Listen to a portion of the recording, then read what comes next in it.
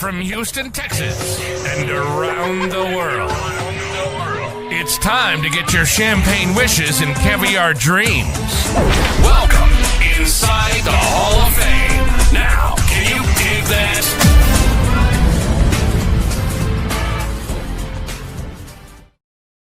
Oh, yeah, man. Welcome inside the Hall of Fame. I'm Booker T, six-time world champ, two-time Hall of Famer. Got my man Brad Gilmore here with me. As always, man, I want to thank the people.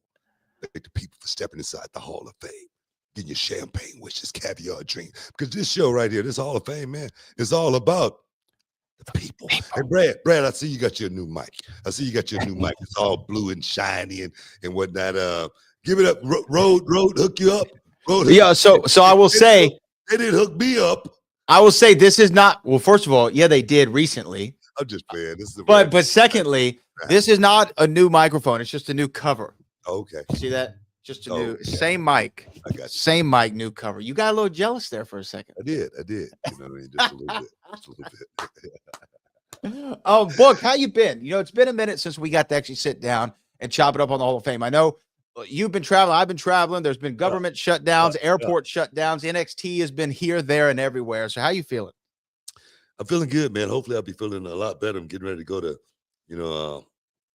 Colombia and get stem cell therapy here at the end of the month, as well as I got the Invisalign. I say after all these years, I said, I'm gonna go ahead and fix my crooked smile and fix my teeth. So I got the Invisalign, and that's been an experience, So I said, man, before I get up out of here, man, I want to do a little bit of everything. You gotta get a Botox. Gotta go to Turkey. Get some hair put in there. Oh, need no more hair, man. Look at this, man. Look at this. I'm good on the hair treatments, man. But no, man, hair restoration. Big shout out to Houston Hair Restoration for hooking me up because I did a year-long plan, man, where I went in and got treatments every week. Every week, you got to be dedicated to do something like that for a year straight. Every week, I went and got my hair washed. But the thing is, man, it was such a great experience because they give you a little glass of wine. You sit back in the massage chair, you know what I mean, and whatnot, and just relax. The red light therapy, was really, really cool. So boom, big up, man. Got all the hair back and new follicles even just start growing in like everywhere. So I'm good, man. At my age, my hair should be dissipated. It should be gone by now. But I'm still hanging in there. Wait, so talk to me about the Invisalign. So what does it feel like? And is it intrusive to have to like eat and all that? You have to take it off when you eat and all that stuff? Yeah, I got to take it out when I eat, like drink coffee and stuff because you don't want to stain your teeth or anything like that, but you got to wear it at nighttime. When you sleep on a regular, so, my teeth are like really, really sore right now, just because of the beginning to contract, and whatnot. So, but no, it's something that I always thought about, but I say, man, if I change my look, it might change, something, you know what I mean? So I just say, man, I'm good. My teeth, I've got this far with it. You know what I'm saying? But no, I might want to do a little bit more acting, and try to pick up a few roles in this late stage of, my life. And one thing I say about wrestling and acting, the way it correlates, you're never going to see an actor with bad teeth unless they cast him, for that reason. For the look, yeah, for that look. Yeah. You know what I mean? So for me, I say, let me prepare for the role. You never know. So here I go. Okay, well, hell yeah. How long do you have to have them on? What is the length of this? Man, I think I got to wear these things for like a year and a half, 2 years. Okay. Yeah. Well, hey, it's not the end of the world. No. I mean, 2 years go by relatively quick, man. You know what I mean? I've been locked up before. You know what I'm saying? And the time actually goes by relatively quick. It was 18 months, right? Yeah. It didn't feel like it? No, didn't. No. Didn't feel like 18 months because I kept myself busy. I was working, I had a job, I was on the weightlifting team, I was going to school, so I was trying to motivate myself, while I had that time. Remind me your job again. I worked in the laundry. The laundry. I knew that. Yeah. You know what I mean? I had to make sure I was fresh. You know what I mean? That was the gig. everything was starch and iron, you know what I mean? So I had to make sure I was close to the presser, stuff like that. Have you ever been back to speak or anything like that to TDC? Yeah, Yeah. yeah, yeah. A What couple was that experience like? man, it was it was an experience, you know what I mean? Because I must say, the last place I ever saw myself in this lifetime was behind bars, in jail. Especially then, to say the least, imprisoned. Oh my God, man.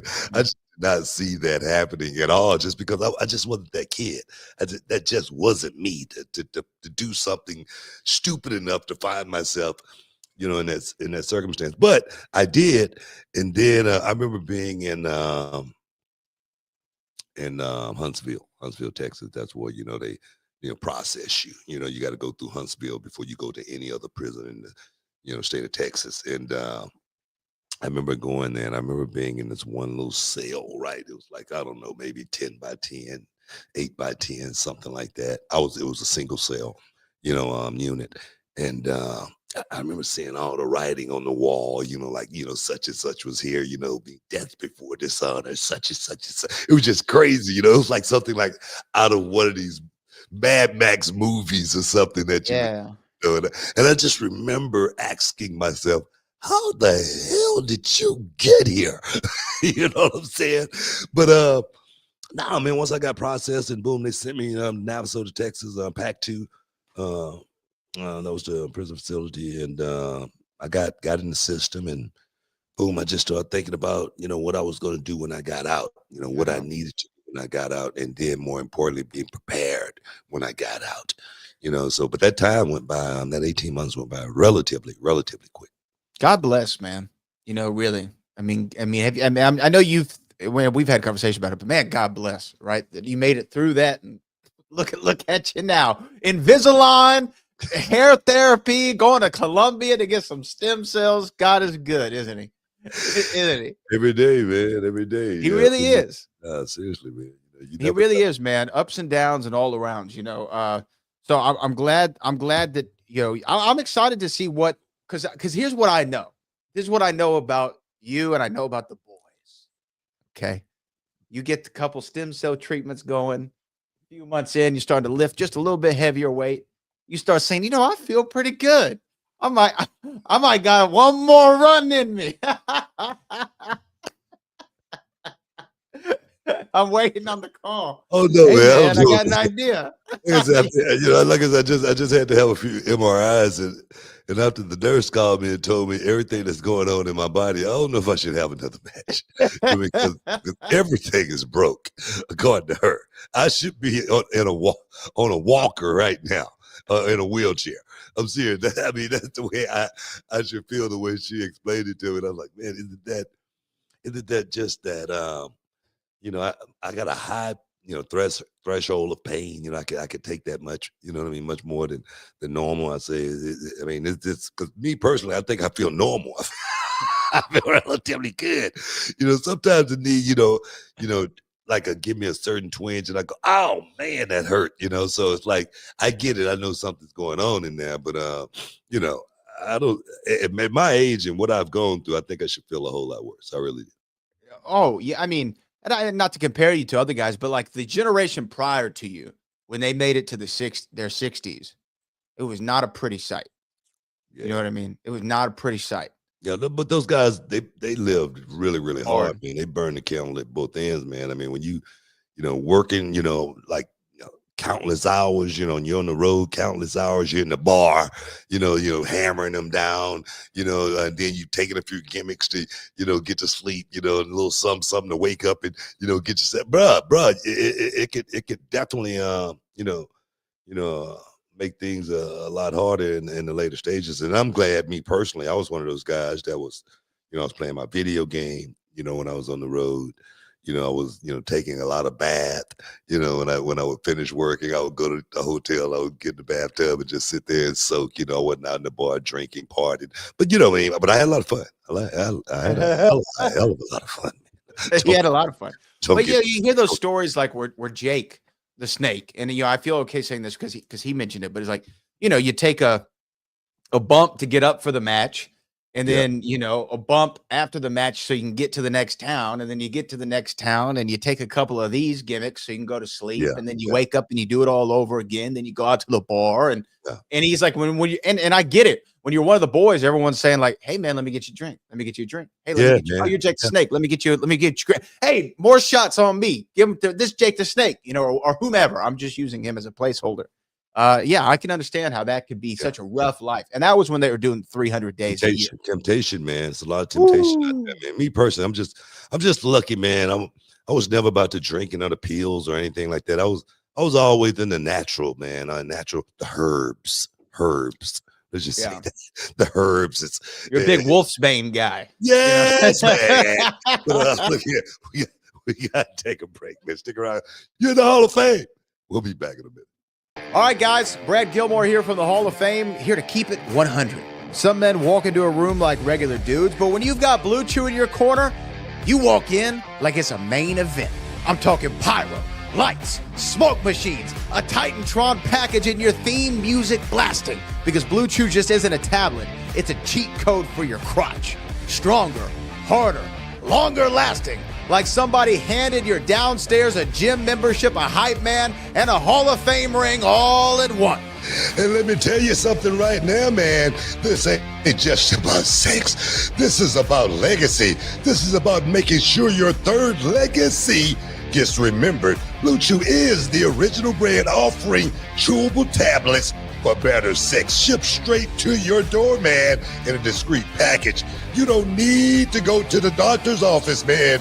You don't need to stand in line at a pharmacy. Just come ready to go. Look, last time I tried one of Blue Chew's tablets, my hog got so confident it demanded its own Instagram account. It told me missionary was off-brand and it was only doing extreme positions. I tried Blue Chew and suddenly my hog had a zip code, a driver's license, and voting rights. That's not just performance, that's a lifestyle. Dog, for me, it felt like my parents were cutting promos on me, saying, "We can't hold this man anymore. Somebody call security." It was like my entire lower half turned into a tag team championship, man.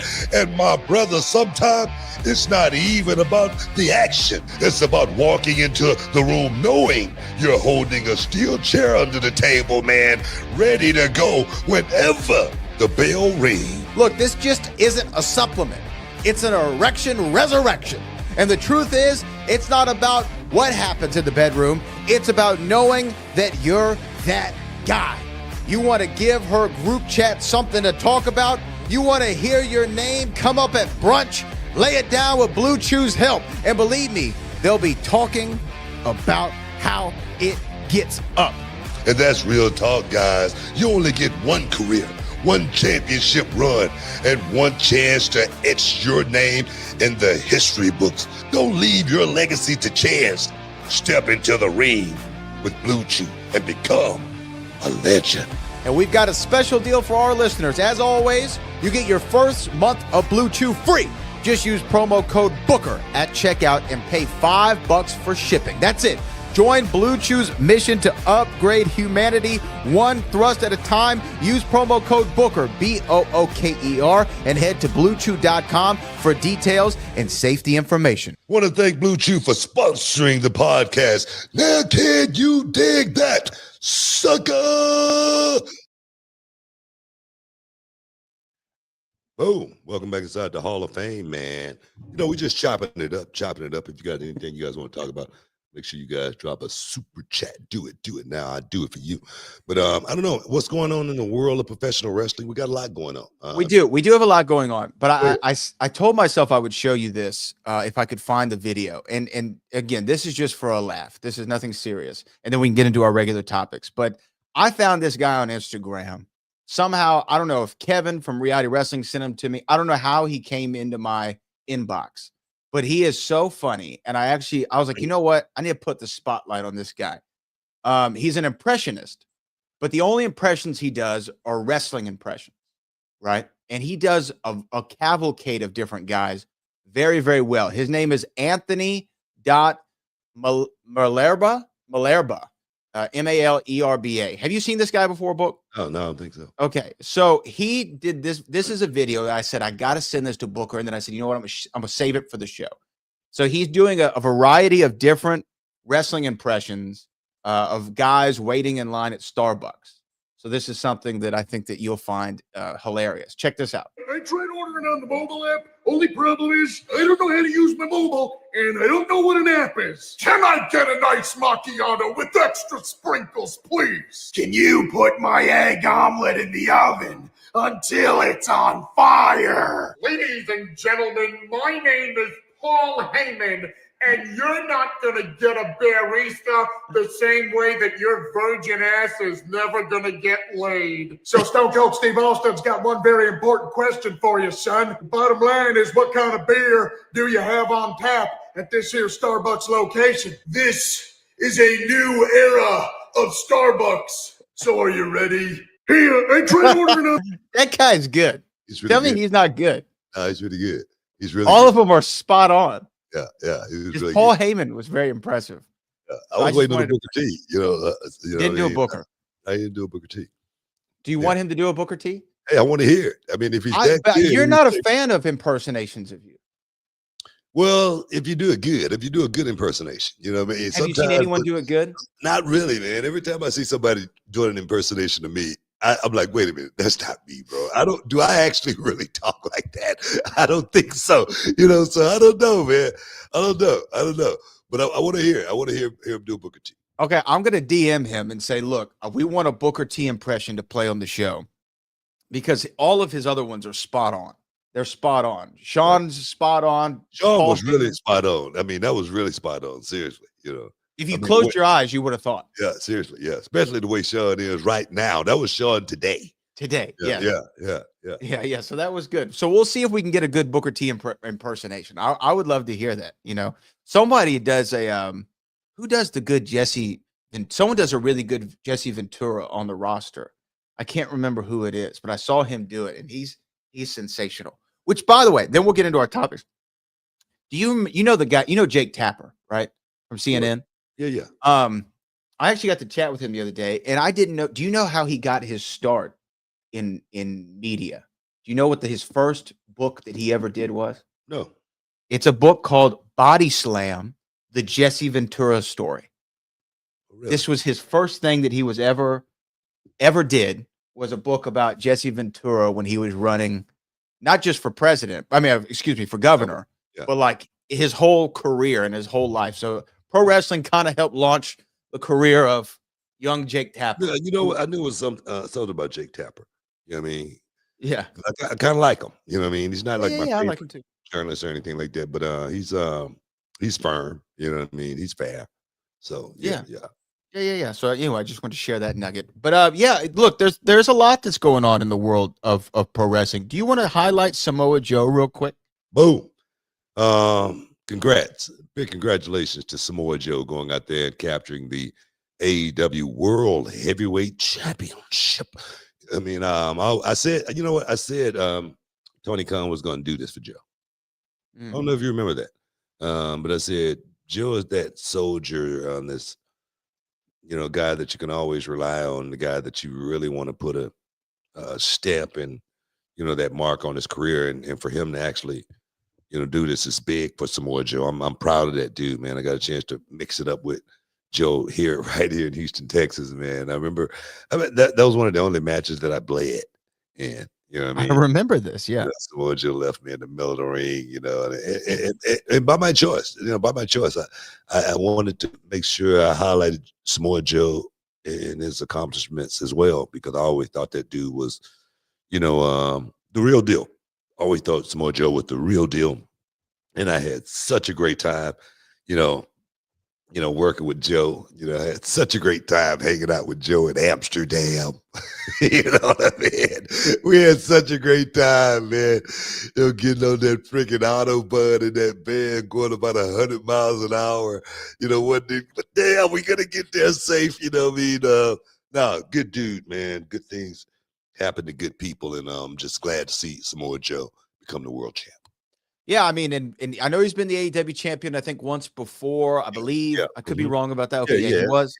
But to me, Joe is a guy who, when you see the world title on him, there's no questioning it. You know what I mean? He's Like, you're believable. not like, oh, they put the title on him. No, yeah, he's believable. Now, I also want you to share with the people, because you're talking about Victory Road 2009, I believe, was when you and Joe mixed it up in Houston, and you did bleed in the match.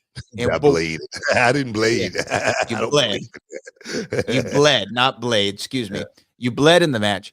But what was your great line about if a promoter ever asked you to get a little color in the match, or what was your great line that you would always? Always said, the color, the blood, it looked better on the white guys. That's my favorite way of getting out of doing it. I got one little scar on my head, like right here in the top of my head.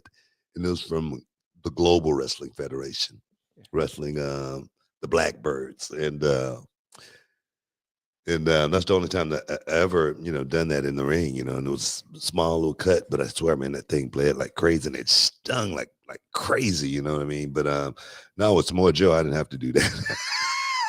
I did it for you. Bro, it was the knockdown drag out fight that night, man. I remember, having all of my students there, for that show. And it was like sold out with, reality wrestling guys. And I'm sure like they wanted to hit the ring because literally, man, I got beat up that night. I got beat up pretty bad. But it was a night to remember. It really was. It was really, really, really good night, man. Really good match. Yeah. Where do you sit on blood in professional wrestling today? I'm not a big fan of blood, but when it's necessary, it's necessary. You know what I When mean? is it necessary? Well, I mean, certain stories, it enhances, what's going on. I don't think it's something that's needed on a regular basis, but in certain angles, at certain times, when something has to be definitive, it's culminating into, this being it. This is the final countdown, and we're really trying to, get that story out there, really trying to make fans feel a certain way. Yeah, blood has always been necessary in the wrestling business. It really has. And for me, the PG era, that time where we didn't have blood was, let's just be honest, probably one of the most boring times of, wrestling in general, to be honest. Yeah, not just because of the blood, but yeah, I understand what you're saying. Have you ever heard the story? I think Jericho tells the story. It was him and Batista. I think it was Jericho. But this is in the era where you weren't allowed to bleed. And they went and figured something out, right, in order to get a little blood in their match. I think it was a cage match. It was something, world title match, whatever. And then Vince was pissed. And the next day, like, he calls him into the office at Raw. And I think it was Jericho, because it sounds like a story he would tell. But anyway, he says, like, Vince showed us every camera angle that existed from the blade job. And he was like, it was like a Zaputer film, right? He had one from like camera angles that we don't even have on the show. He pulled the arena tape, he pulled this tape, that tape, the commentators. No, I mean every angle. You can't hide anything. You can't hide anything. And then I think he fined them both $150,000 for blading. Wow. And I think Batista picked the tab up, the full one, because it was his idea. Hey, but man. that's a hell of a fine. Yeah. Batista might have, had a little stroke and got that fine waived. You know what I mean? Anything Maybe. could happen, you know what I mean? But nah, I mean, I get it. Sometimes, man, you gotta go with your gut. That 99%, 100% rule. If you're 99%, you question it. But if you're 100%, you do it, even though you might get fired. Or fined. Or fined, $100K, you know what I mean? But that's just part of the business. I always, believed in guys like, Chris Jericho, because he's always been that stand-up dude in the ring, out of the ring. You know what I mean? So yeah, man, I can see that happening. Hey, we got to take another break, man. We still got a lot to talk about. We got Road Glory, got the Sherry Montel Classic going on. We got a huge meet and greet going down for that show too. We're going to be talking about. Hey guys, stick around. You're in the Hall of Fame. We'll be back in a minute. Can you dig it, sucker?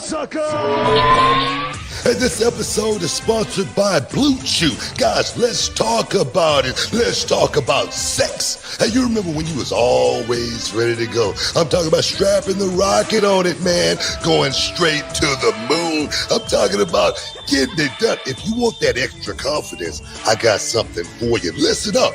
BlueChew.com. Blue Chew is a unique online service that delivers the same active ingredients as Viagra, Cialis, Levitra, but in a chewable tablet at the fraction of the cost. But the great thing, Book, is you can take it any time, day or night, so you can plan ahead or be ready whenever an opportunity arises. The process is simple. You sign up at BlueChew.com, consult with one of their licensed medical providers, and once you're approved, you'll receive your prescription within days. The best part, guys, it's all done online on the internet. So there's no doctor's visit, no awkward conversations, no waiting in line at a pharmacy or any of that. And the thing is, Book, Blue Chew's tablets, they're made right here in the USA and prepared and shipped direct to your door in a discreet package, so no one is the wiser. You know, let's just get it out there, guys. Blue Chew wants to help you have better sex. Discover your options at BlueChew.com. It's like this. Chew it and do it. And we've got a special deal for our listeners. Try Blue Chew absolutely free when you use promo code Booker at your checkout. Just pay $5 for shipping, man. That's BlueChew.com. Use promo code Booker to receive your first month absolutely free. Visit BlueChew.com for more details and important safety information. And, you know, we want to thank Blue Chew for sponsoring the Hall of Fame podcast. Chew it and do it. That's right. Oh, yeah, man. You're in the Hall of Fame with Booker T and Brad Gilmore. Kicking it, man. But reality wrestling, Road Glory is going down, as well as the Sherry Martel Classic. A couple of guests from NXT will be in the house. Brooks Jensen, who's definitely a guy who's let's just say he's different these days. Tyra May Steele, Olympic gold medalist, will be in the house at Reality Wrestling, participating in the Sherry Martel Classic. Can she do it? Can she win it all? Can she come to reality of wrestling and have success somewhat like Hank and Tank coming down here and win the Reality Wrestling Tag Team Championships? But nah, man, it's gonna be a hell of a weekend. I do want you guys to show up live. TV taping, guys. Come be a part of the live television taping. See yourselves on the CW network every Saturday night at 10 p.m. With Reality Wrestling. That's what was always cool for me. Live TV taping. Come get your tickets. 1919 Caroline Drive. Right, so you get a chance to see yourselves on Channel 30. That's what I used to listen to back in the day when Paul Bosch was saying that 1919 Caroline Drive. I don't know. It's stuck in my head. It's stuck in my head like crazy. But now, guys, come get a chance to see yourselves live on television. Live TV taping going down this weekend. Don't miss out. Don't get shut out. Do it. Do it now. I do it for you.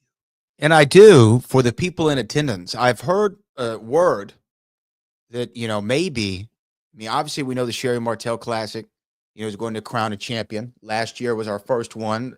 Promise Braxton won that championship. There will be another championship given to the winner. But I'm also hearing rumors and chirps that maybe presented to the winner. Will be presented to the winner. But I also am hearing rumors and chirps that there might be another championship coming to Reality Wrestling. I don't know. I don't know if you know anything about this. Obviously you would. But maybe they'll find out on Saturday if they buy a ticket. That's what I was just going to say. I don't want to tip my hat or anything like that. It's going to be a lot of surprises going down this Saturday. Like I said, huge meet and greet, guys. Make sure you guys come out and meet Sherilyn Guerrero. She's starting her journey in professional wrestling. She's going to be doing a meet and greet from 6:30 to 7 p.m. Talking to the fans, you know, letting you guys know as far as, you know, why. A lot of people want to know why, you know, now, you know, and my thing is not a more fitting place to do it than at Reality of Wrestling going down at the Sherry Martel Classic. So guys, come down and meet the daughter of legendary Hall of Famer, Eddie Guerrero. Yeah. I can't wait. I haven't met her myself. I know she's been down there training, so I'm excited to get to meet her, and that's going down again Saturday. And then December the 20th, Sub-Zero Reality Wrestling Sub-Zero will be going down, our final show of the year. Yeah. And I know that normally people are like, wait a minute, I thought y'all are the second Saturdays for Platinum. Well, we did push it back, and you made that announcement on Instagram that it was in honor of John Cena in a lot of ways. You know, John Cena is having his final match December the 13th, final one ever. Yeah. And we're going to be all in observance of that. It's almost like a holiday for No, wrestling. it's been like a crazy way to go out actually for John. You know, you got so many people participating in John Cena's retirement. That's what's crazy. You know, got like Matt Cardona coming back, you know, woo, woo, woo. And you know it. You know what's crazy is money will make you will really make you know it real quick. You want me to be Zack Ryder? Yeah, no problem. Hey, I'm in. Woo, woo, woo, baby. Woo, woo, woo. All of a sudden, Nick Nemeth is Dolph Ziggler again. You know what I mean? I'd be G.I. Bro in a heartbeat. What a check. You know what I'm saying? Coming down from the rafters. You know what I'm saying? I'm serious, man. But no, it's been cool actually seeing the supporting cast in John Cena's retirement. That's been really, really cool. I wish, you know, I could have done something like that, you know, on my way out. Big ups. Yeah, I know, it's been really cool. Big ups, yeah. And I know that there was a question that Ariel Helwani asked Tony Khan. They had an interview last week. What was the question? Yeah, well, he asked him at any time, because there was rumors that Edge was going to be in the tournament, or Cope was going to be in the tournament. But there's no hope for Cope. No hope for Tony said they didn't ask, and he didn't answer. You know what I mean? No hope for Cope. Man.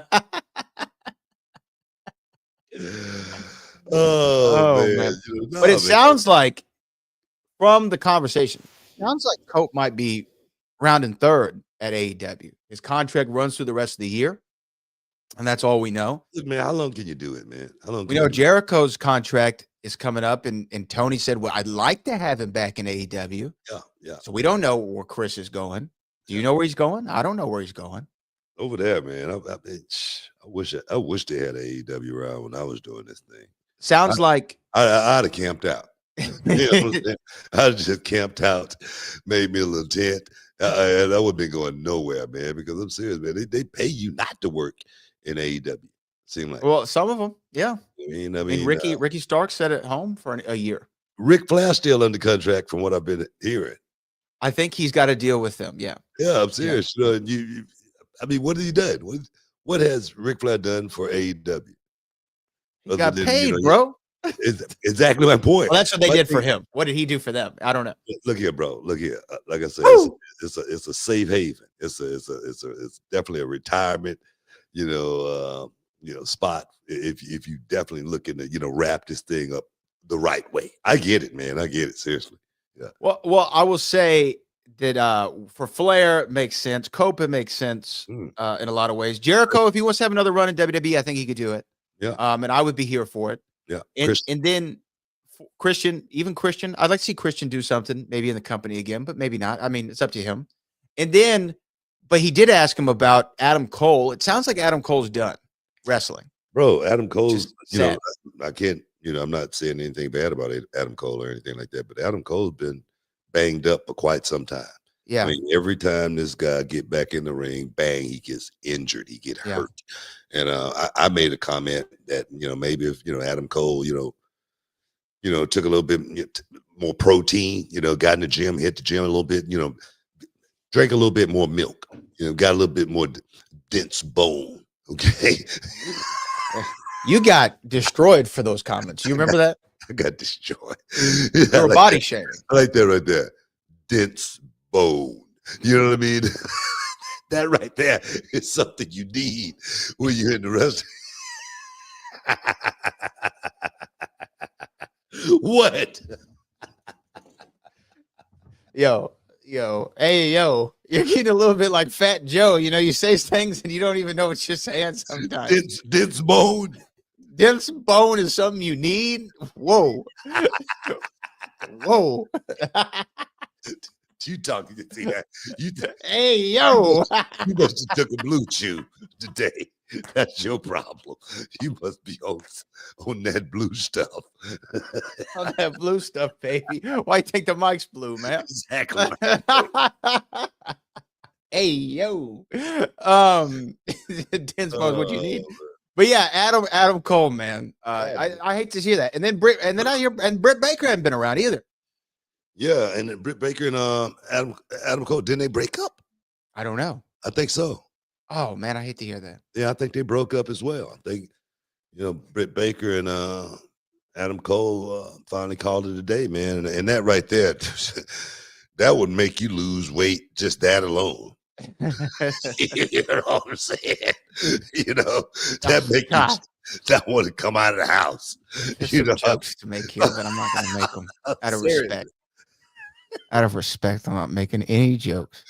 Oh man, I'm serious. Go ahead, they'll equate them to me anyway. Shit. And that's right. Booker called me the other day. And he was like, "Hey, type this in on Google, click on this website," and I do. And he's like, "You're reading the quote, right?" I'm like, "Yeah." He goes, "You said that." I go, "I know." He goes, "It says I said that." I'm like, "Oh, well, hey, my bad, man. That's what you get for having the bigger name." It attributed the whole story to me. Everything that I said. Every word. I was like, wait a minute. I didn't say any of this.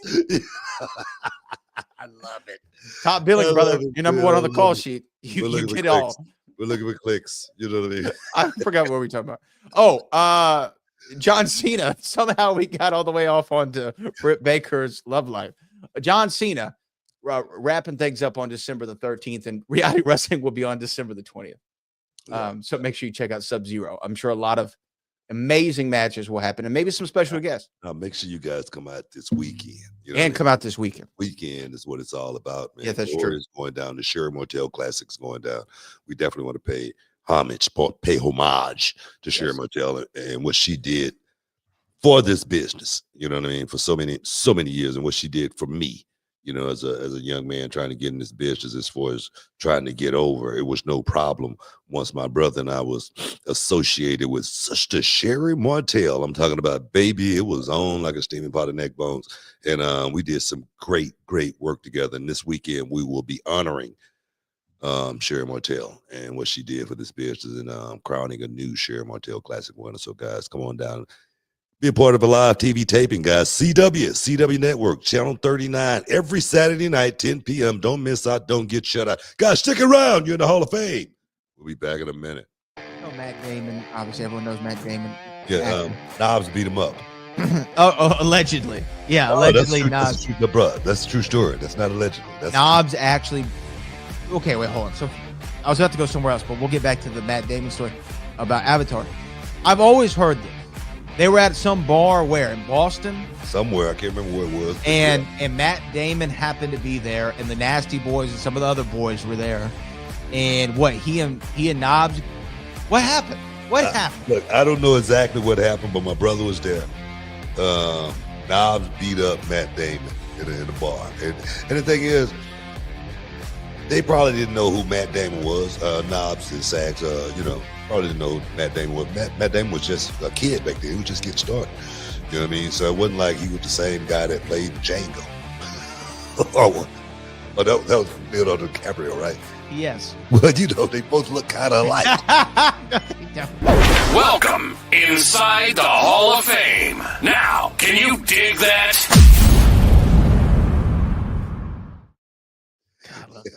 Welcome back inside the Hall of Fame.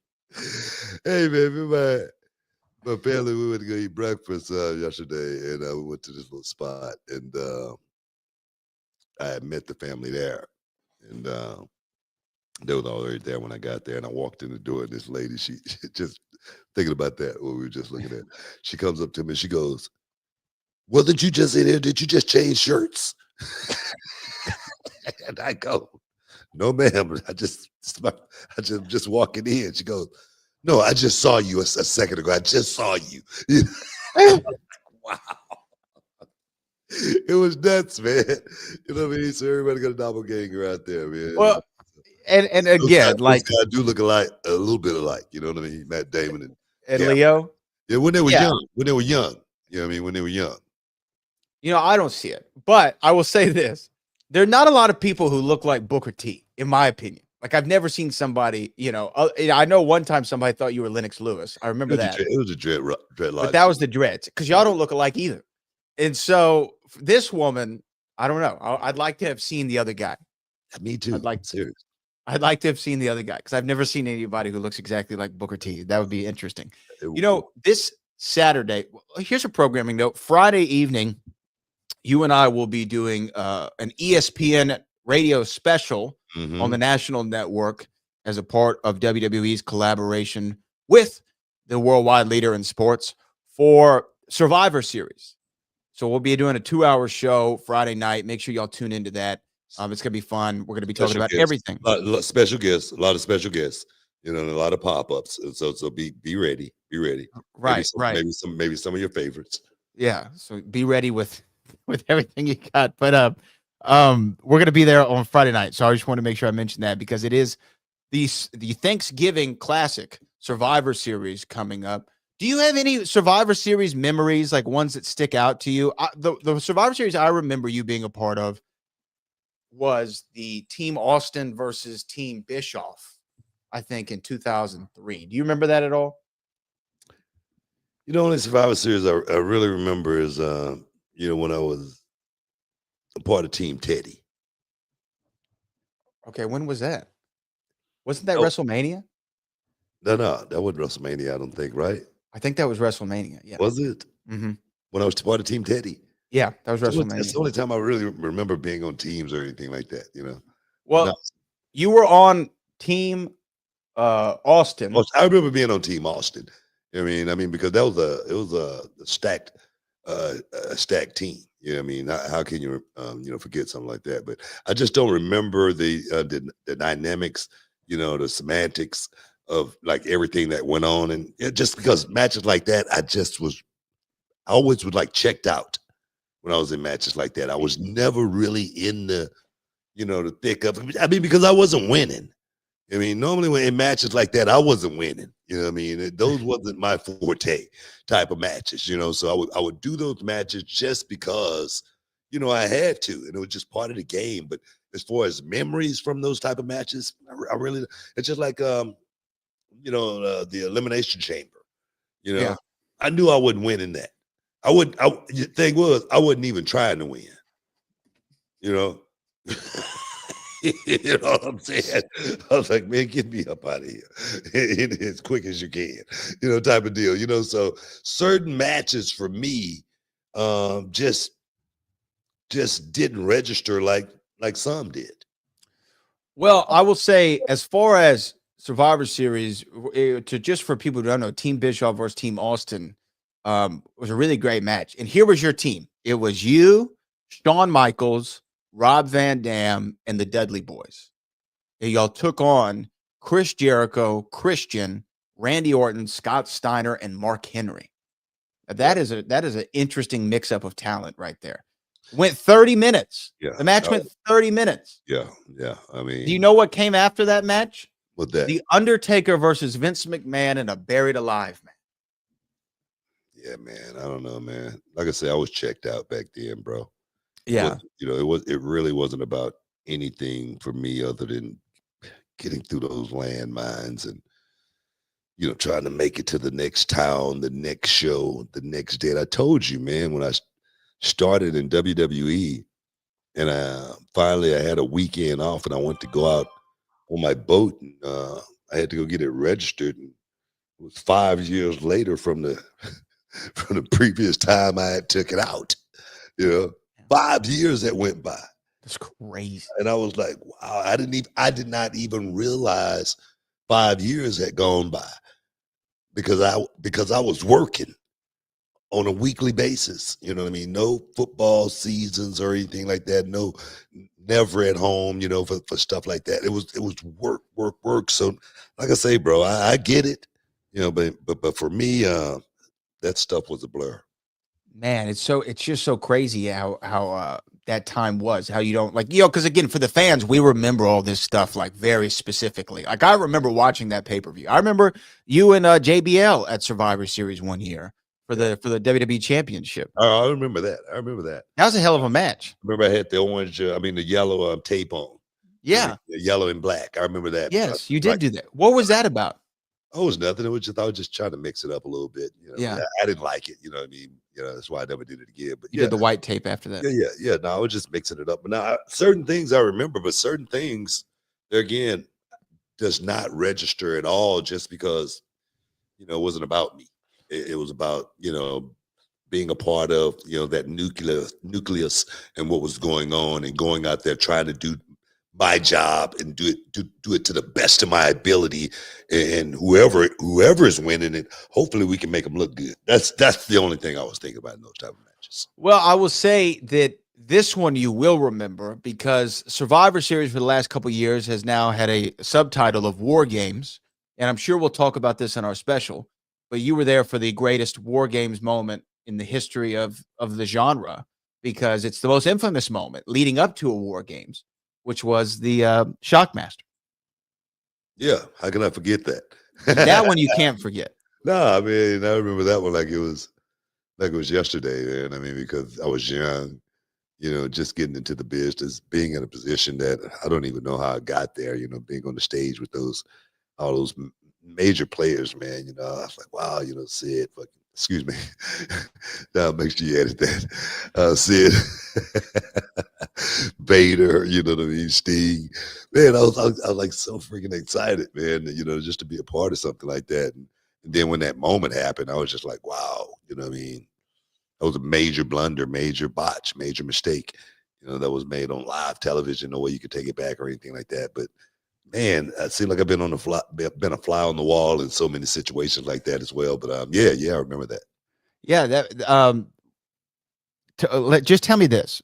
Okay, people know what happened with the Shockmaster. Everybody knows what happens. Everybody knows what happened, right? Yeah, most people.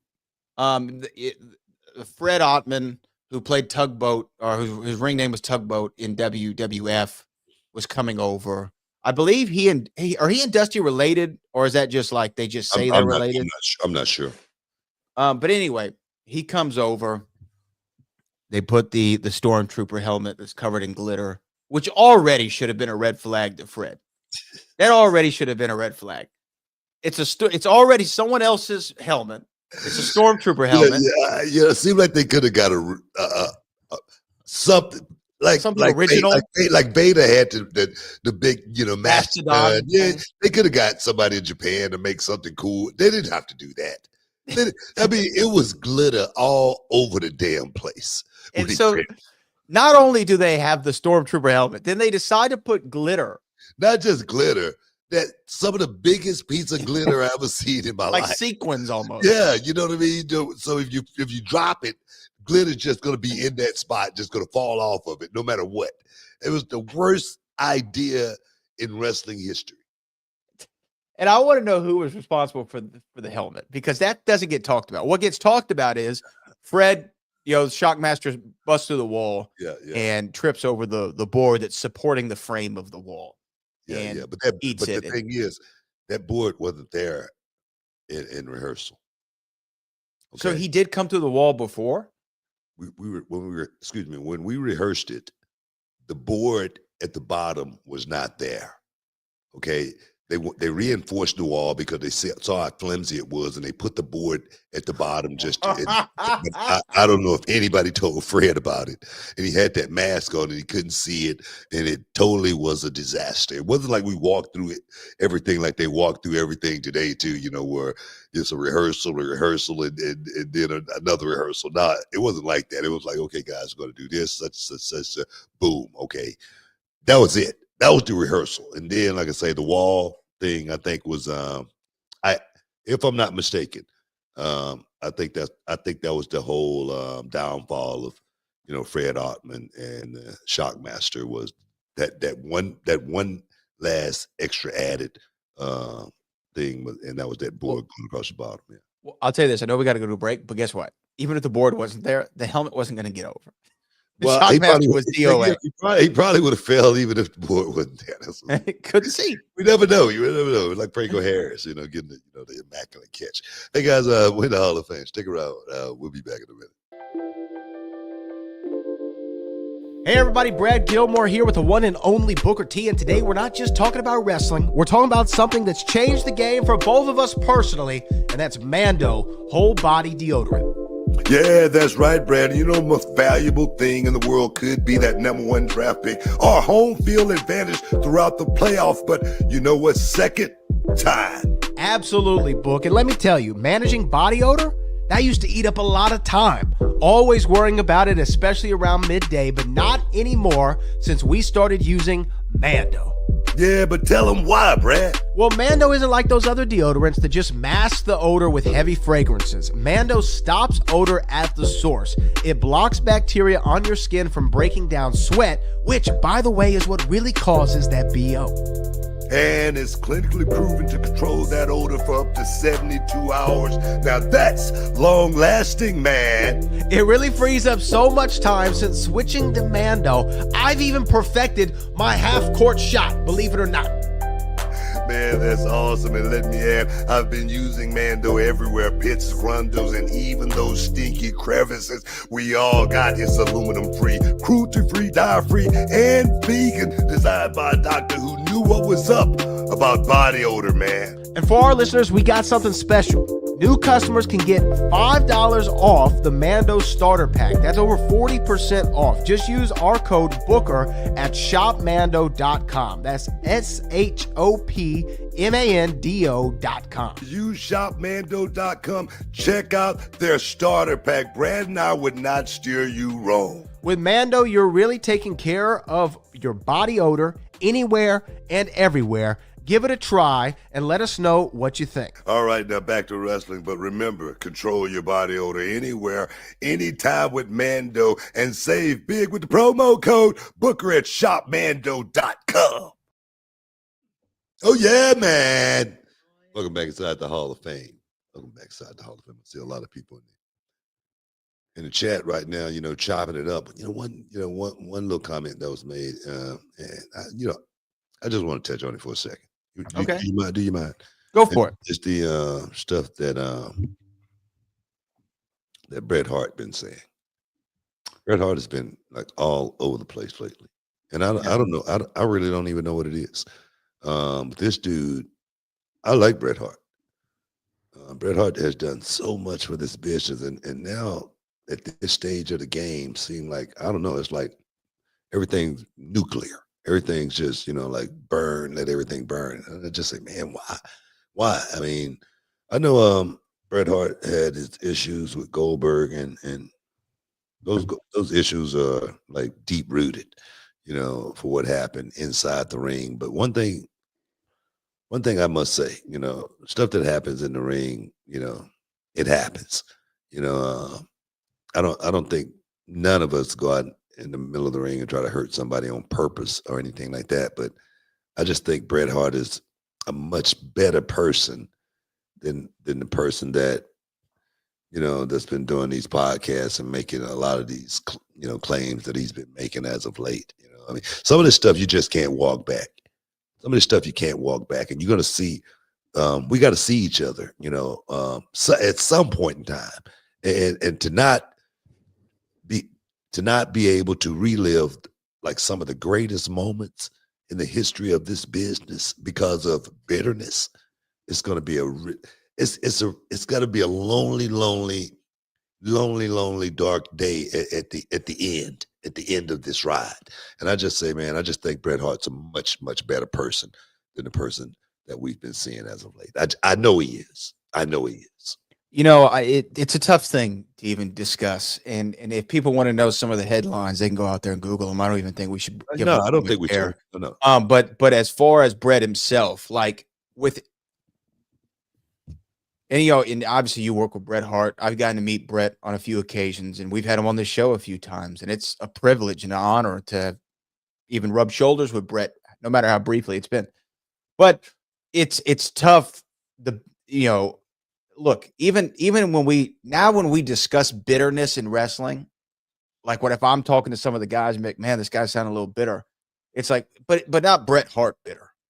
Like that's the top. You know what I mean? It's not that level. And I love Bret. He face of the new generation. all the qualifiers that you want to put in front of it. But I agree with you. Sometimes it's like, hey, brother, why don't you just let your body of work speak for yourself at this point? You know, you don't need to do it. What does Bret Hart need to do an interview for? You know what I mean? What's he to do an interview for? He's Bret the Hitman Hart, Hall of Famer twice over, one of the greatest of all time. If you had him in your Mount Rushmore, I wouldn't question it. You know, that's how amazing Bret Hart is. And some of the things he's saying and the Goldberg stuff. Look, I don't think Goldberg has done himself favors either in the media as of late. But I'm going to defend Goldberg on the Bret Hart thing because it's an accident. Accidents happen. It's not something that was done intentionally or on purpose. And at some point, you got to let that go. Look, I wrestled Goldberg, okay? And I'm going to tell you right now, if you wasn't ducking, something might happen. I'm serious, bro. I was always aware of what could happen working with Goldberg just because I knew the guy was green. I knew he wasn't the most experienced professional wrestler in the world. So I was always thinking about protecting myself when I was in there with Goldberg. And that's just the truth, you know what I mean? But I think that was smart at the same time, you know what I mean? But like I say, even if something, you know, would have happened, which it could have, I wouldn't have thought that he did it on purpose or anything like that. Because I know Goldberg, I've been around Goldberg for many, many years. And Goldberg is someone that I can consider a friend. I think everything look, Goldberg's another guy who we've had on the show several times. Every interaction I've ever had with him has been positive, and I don't think that he deserves to continually get crapped on by Bret Hart for a mistake. You know, it's just is what it is. And, you know, you've tagged guys, I'm sure, before. I know you have, you know, on accident, maybe on purpose, but most of the time on accident, right? 99% of the time. And what do? You know, maybe they get a receipt in on you. Maybe they talk to you after the match, and then you squash it. That's it. That's over. Yeah. You apologize and you move on. Hey, bro, sorry about that, man. You know what I mean? Hey, you know, here's a rain check. Give me back. Catch me tomorrow. We'll be working tomorrow. You know what I mean? Just give me back. Whatever. You know, it's one of those type of deals. But no, man, I know I've lit a lot of guys up. You know, none of it been, you know, personal. None of it has been intentional or, you know, to hurt someone. No, it's never been anything like that. But it happens. I was listening to Rene Dupree talk about I broke his nose. Oh yeah. And I actually saw the footage just yesterday. I don't know how it came up on my feed. It must have read my mind or something. Did you do it? I caught it with that back elbow. Oh, it was deadly. It was deadly. Right on the point, right on the precision point. Oh. And man, he was all busted up and bloodied up, man. But I've got you know, Paul London. I caught it with that back elbow. But trust me, it wasn't out of malice or anything like that. And trust me, I was not trying to hurt those guys. And now, you know, 20 years later, you know, you might hear them talk about it, and they may be a little bit hot about it. Sure. You know what I mean? Just because me personally, I didn't remember it until I heard someone say something about it. You know what I mean? And then I go back and watch it and I go, oh man, I did catch him. You know, because I thought I've always been a safe worker. I've always been a guy that, you know, that prided myself in going out there and being able to, you know, manage that thing, make sure I was a general inside that square circle, no matter what. You was going to be able to walk away to your family. That's the type of guy. And the thing is, I was that type of guy. But you'll hear guys talk about Booker T, and they'll say, man, Booker T was, you know, he was a little stiff. He was a little snug. I heard Stevie Richards talking about me, and he said, him and I, we had a match on Velocity, you know, back in the day. You know, I didn't work Velocity too often. That was, you know. It was Stevie's show. That was Stevie's show. But I know somebody's gonna write about that. But, it was just a joke. I couldn't help it. but Stevie we know he was a Sunday Night Heat guy. Stevie said when I started working him, he thought I was for real. He said he thought I was, you know, shooting on him. He thought I was, you know, really being serious. And then after a minute, he realized that's just the way I work. Yeah. And after that, we had a really, really good match. He actually said it was a match that got him promoted. You know. Oh, I saw him say that on his channel. Exactly. Yeah. You know what I mean? So I was always people like, oh, this guy can work. Get guys contracts, man. That was my thing. Going out and get guys contracts. You know what I mean? So I just put Stevie in that category. Yeah, yeah. But going back to Brett for just a moment. Uh-huh. So my grandmother, this had to be 2008, 2009. My grandmother, God rest her soul, man, was dealing with Parkinson's, and she went out onto Richmond Avenue, which is the street behind her house. It was Richmond Avenue. She went out, and as soon as she made a turn onto Richmond Avenue, she rear-ended somebody. Boom, right? Not a big wreck, not big. No one got hurt, just a little fender bender. Her car wasn't disrupted at all. And you know what Grandma did? She turned around, she came back in the driveway, she walked in the house and handed my dad her keys and said, I'm done. I can't drive anymore. She knew it in the moment, right? Yeah. She knew I shouldn't be on the road anymore. She had the wherewithal to say, not for me. And I say that story to say, Brett, like, you don't need to drive the car anymore. You know what I mean? Sometimes let your body of work speak for itself. You don't need to go out there and talk about the past anymore. We know who you are. You're A1 in everybody's book. To do this is just everyone's going, oh man. Just the way I see it, man, I just refuse to give these podcasters these shoot interviews about what went on with me and my peers and stories that happened inside that locker room. You're not going to hear too many of those stories from me. You're not going to hear, I mean, people have, tried to get me to talk about Batista and tried to make me say I say anything negative about Batista. And I'm like, man, I'm not going to say anything negative about Batista. This is a guy that him and I had a disagreement with, and you have disagreements with people all the time. You settle your differences like man, and you move on. It's not that big of a story to where we got to keep rehashing it over and over and over for for someone else's entertainment. And I think that's what Brett is doing right now. Yeah. He's not entertaining anyone else but these people that want to hear that kind of stuff, that negativity, which in some ways he's being used. Oh, in a lot of ways. And I just think, like I say, the person I know Brett a much better person than that.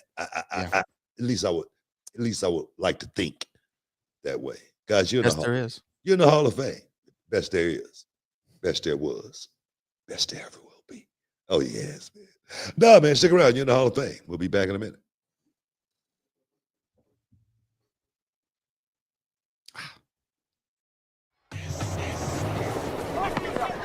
Harlem Heat looking for everybody. You can't hide. Me and my brother can't get over around here, man. Booker T and Stevie Ray never lack for confidence. You either roll with us or we gonna roll right over you. Straight to the top of WCW. Stevie Ray, big strong man, and you got Booker T, phenomenal athlete. Harlem Heats showing that power and size dominate. We will go through each and every sucker to get the World Tag Team titles. Many consider them the dominant tag team of the 90s. 7 times. 8th time. 9 times tag team champions. For the 10th time. Stevie Ray and Booker T are family. You want to fight him? Sucker, you got to fight me too. Anybody, anywhere, anytime, get some. You better be picking up bad enough. Take some. Now can you take it? Sucker! Man, welcome back inside the Hall of Fame. Every time I see stuff like that, man, I realize how good I really was. No, you should talk that talk because you're not lying. I'm serious, man. Every time I see stuff like that, man, I go, man, I was really good at this stuff, man. Going out there and performing inside the middle of that square circle, and like the drop kick off the top rope, the big side kick, over my brother's head, the Harlem Hangover, and I don't even know how I could do that stuff. I don't even know what willed me to be able to go out and perform, at that level. But I do know from the beginning, I always wanted to be able to perform at that top level. I always wanted to be mentioned with the greats of the business. Always say Ric Flair, Nick Bockwinkel, and JYD. Those 3 days right there. I say, man, I want my name to ring with those guys just one day. And man, 30 plus years later, I put my myself in that category. Amazing. It is amazing. And you know what? Every time I see videos of you and Stevie together, what an incredible tag team. And I still say this, and I haven't gotten a chance to talk to Stevie in a long time, but he was so good on the microphone. He's so entertaining. Like, I love that line where he's like, we're family. You got to fight him, sucker. You got to fight me too. It's such a good, and because you felt it. He felt it, man. Yeah. Stevie, one of the great promos, even in reality wrestling, he was always entertaining. No, man. I mean, we killed it, man. I swear, man. Harlem Heat was definitely one of a kind, and we broke, certain modes of, professional wrestling, professional tag team wrestling, and pretty much just did it our way, unapologetic, and just said, man, follow that. That's what it was all about. I remember, coming into WCW, our first couple of years, and man, we didn't win any matches, man. We didn't win any matches, but we would go out and just rock it, and just, the fans would be, so mad at us, even, though we would lose the match, they would still be so mad. The baby faces would leave, and then my brother and I, we would, still raise our hands at the end of the match, and the fans would boo us even louder, it just felt so freaking good to be doing something like that. Never in a million years I saw myself being a professional wrestler. I'm watching it on television, for so many years. Like I say, Paul Bosch and Houston Wrestling was the staple in my life. But never in a million years I would think I could compare, and stand next to guys like, Hacksaw Jim Duggan and, Mad Dog Buzz Sawyer and, Butch Reed and, Ted DiBiase. Never in a million years I would think I would be a professional wrestler. Yeah. And to go as far as you did, and that's that guy. It's even crazier, man. I Yeah. mean, it's crazy how this thing works, and I'm still, part of everything that's going on with these young guys right now. Gold Rush going on with NXT, and second week coming up here tomorrow. So get ready, guys. Don't miss out. Don't get shut out on that. To be a part of these young guys' lives right now and still being able to make an impact. My son, he came to me just yesterday and he goes, Dad, what is this? And it was Lola Vice doing her gimmick, and I was going, Giki, Giki, Giki, Giki. He goes, what is Giki? I was like, just a wrestling term, man. Real ones know. Oh man, I'm serious. We know what you mean. Oh man, but to still be a part of this stuff, man, it's so freaking awesome. I got a chance to run into Roxanne Perez just last week. She's doing it big on the main roster, and I'm so proud of that young lady for staying the course, believing in herself, believing in her talent, and going out there and showing the world that she can run with the biggest dogs in this business, man. I'm so proud of her. So yeah, man, and it's amazing. It's amazing where I am right now. Two things before we get to our super chats. First off, talking about the young talent on the roster, Maxine Dupree is the Intercontinental Champion. She defeated Becky Lynch. How do you feel about Maxine? Maxine been putting a lot of work in. I know she's been working with Natalya a lot. Yeah, and that right there is that experience is invaluable. Being able to work with somebody like Natalya. This business is about putting the work in, and hopefully you get rewarded for it. And Maxine has been doing work. And the thing is, I always say, you got to be dependable. They got to be able to trust you. Maxine Dupree is somebody that they know they can trust. She's at every show. You guys may not see her, on every television show, but I see her. Let's say this. I've seen her, grinding, coming through that airport, hoodie on, just trying to, get to that next show and trying to, progress and trying to learn as much as she possibly can. And now I look at her, I say, yeah, give her a shot, man. I mean, she passes that airport test. Absolutely. Like, with flying colors. I mean, she's amazing. She's amazing. She's a beautiful girl. Gorgeous. And now being in that position, but she doesn't act like it. That's what's crazy with her. She doesn't act like it at all. But being in that position now, definitely she'll be able to be highlighted and show exactly, what Maxine Dupree is all about. Yeah, what a rub winning the title off of Becky Lynch, right? Yeah. I mean, you couldn't ask for a better way to win the title. Don't get no better. Don't get no. And then finally, before we get to our super chats, what do you think of Jake Paul and Anthony Joshua? Man, you know what? I like the dynamic of this thing, but I'm just hoping, man. I'm just hoping and praying that it's not a work. I know the Tank Davis thing fell through, and this thing got put together like that. Like that. I mean, it seemed like it was, like Anthony Joshua was, on call, like he was waiting in the wings in case this fight was to, blow up. But for me, this would be Jake Paul's first real fight against Fury. He lost against Tommy Fury. He lost to Tommy Fury. And I'm gonna tell you right now, this is if this fight is not a work, I would be thoroughly surprised because Jake Paul had a rough time with Tommy Fury. Yeah. He had a rough time with Tommy Fury.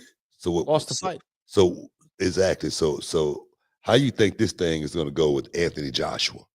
A guy who went out there and beat Francis Ngannou convincingly. Yeah. I mean, look, Anthony Joshua is no Nate Robinson. He's no Ben Askren. He's no Julio Cesar Chavez Jr. He's no Mike Tyson at 60 years old. This is a guy who's still peak of his powers, 35 maybe, 34, 35 years old, maybe 36 at the oldest. Former undisputed heavyweight champion of the world and could do it again. Only big losses on his record is Usyk a couple times, and then Andy Ruiz, we remember in New York, and I think there's one other one he lost to. I can't think of who it was, but this is a guy who could still be the world champion.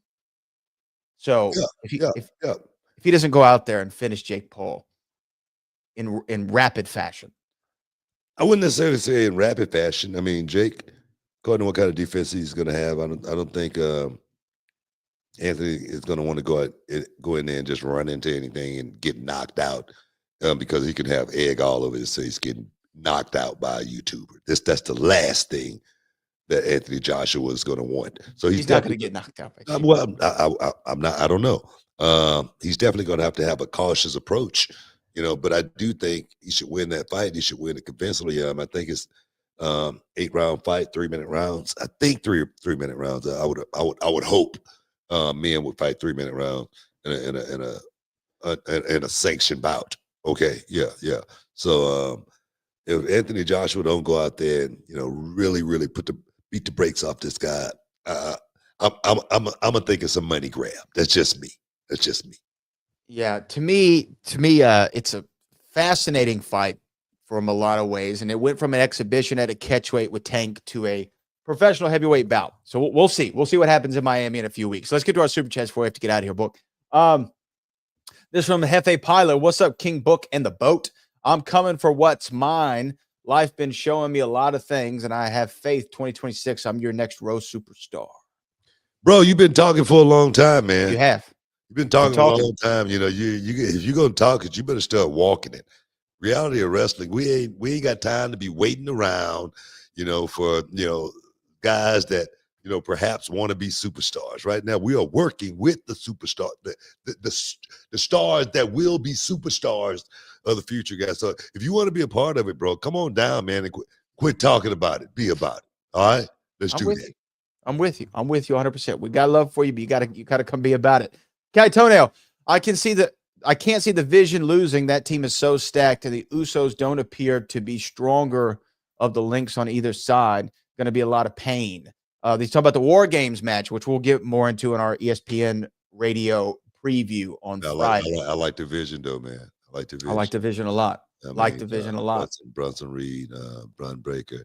Those guys, they truly are the future of this business. 100%. Couldn't agree more. Yeah.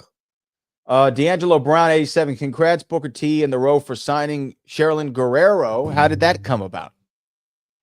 Hey, man, she made that leap. She wanted to, go on this journey and see exactly where it take her. I mean, I'm so proud of her for, coming to reality of wrestling and trusting me and hopefully guiding her in that right direction. One thing about reality of wrestling, it's never about anything other than, trying to produce the best talent that we possibly can. And hopefully, she's in the best situation she possibly could be in. And we might be seeing the next big star. this business that has to offer. Can't wait to see how she does. He also asks, how come Shane McMahon wasn't shown on camera on Raw in Madison Square Garden? And look, I don't work there, man. I don't work. Did you see his seats though? My man was far back. Well, I mean, tickets high, man. Shane, come on, you can't get Shane a front row. Shane may not give him West Side Gun seat. Look here. Shane may not have wanted to be seen. Have anybody thought about that? It could very well be. Has anybody thought about that? But they could have given some better seats. Did they show him? They didn't show him. So how you know what seat he was in? I saw the video. There was a video of Shane sitting there. He's on the floor, but all the way on the last back. He's far. Bro, how quick of an exit is going to be? I'm not here for the whole show. That's probably a good point too. Yeah, I mean, good point. I'm here for this one reason. I don't want to make a big rush. I think he was there for Cena. I don't want. I really don't want people to actually see me. I don't want. Have anybody thought about that for 1 second? That's good. It's a good point. Could have got him some better seats. Kai Toenail 93 3993. I guess he's got a new YouTube, maybe. Hope you guys have a wonderful Thanksgiving with the family. What's your tradition, favorite dish? Who takes the most home? Who never brings anything? Yeah, we got Thanksgiving this week. Obviously, Book. Any particular traditions you have, or do you have a favorite dish? I like that fried turkey, man. The turkey's the best. That fried turkey or that turducken. Go with that turducken with a little burn, a little crispy around the edges. Around the the wing part and whatnot. Oh my God, that's some good eating right there. So that broccoli rice casserole. Oh, you can't go wrong with that. That broccoli rice casserole, dog. You got to get some of that with a lot of cheese. You know what I mean? So no, man, I love me some Thanksgiving. Oh, I do too. I like the turkey. I like the stuffing. I like the. Do you have cranberry sauce? A little cranberry sauce on a roll. Cranberry sauce. I got to mix my cranberry sauce with the Ghibli gravy. You know what I mean? I don't know if you know about that Ghibli gravy. I know it. Come on, bro. Yeah, I ain't know white folks eat Ghibli gravy. You know what I mean? I know we don't all the time. I know they eat pumpkin pie. They don't eat potato pie. And stuff like that. Sweet potato pie. Yeah, most white folks, they eat pumpkin pie. They don't eat sweet potato pie. I'm actually. Guess what? I'm making one dish. Pumpkin pie? Nope. I'm making a sweet potato casserole that I'm bringing. So talk about it now. Huh? Casserole and pie is different. Okay, white folks eat casserole all the time. You know what I mean? That's a white folks dish. Okay. Hey, but you know what? Whatever y'all do during the holiday weekend, I just hope you do it with a dense bone, because that's what you need.